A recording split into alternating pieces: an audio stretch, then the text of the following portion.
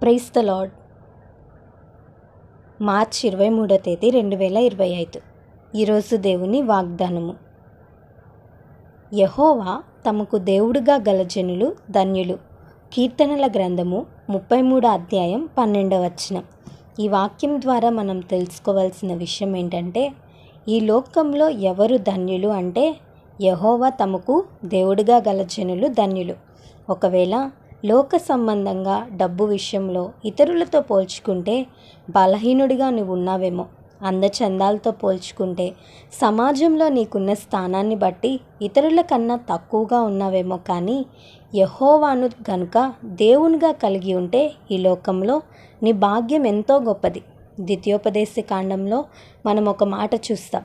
అదేంటంటే, ఇశ్రాయేలు నీ భాగ్యం ఎంత గొప్పది, యెహోవా రక్షించిన నిన్ను పోలిన వారెవరు? గొప్ప రక్షణతో అలంకరింపబడిన మనము ఎంతో భాగ్యవంతులం కదా. యేసుక్రీస్తు ప్రభుని నమ్ముకున్నావని, ఆయనను ఆరాధిస్తున్నావని నిన్నెవరైనా చులకనగా చూస్తున్నారా?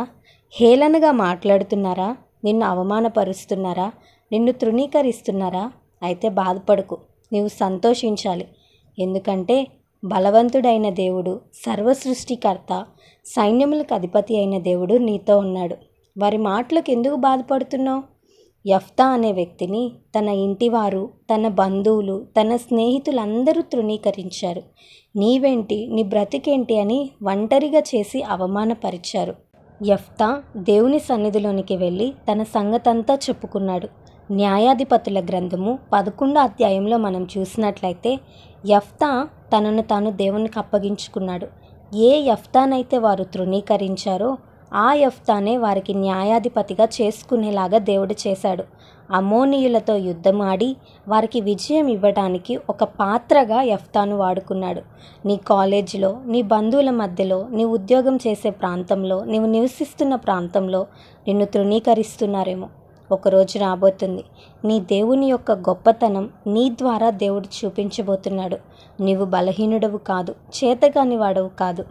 దేవుడు నీ పక్షంగా ఉండి తగిన కాలమందు అద్భుత కార్యాలు చేసి తన గొప్పతనాన్ని మన పట్ల రుజువుపరుచుకుంటాడు. ఈ వాగ్దానం దేవుడు మన అందరి జీవితంలో నెరవేర్చునుగాక. ఆమేన్.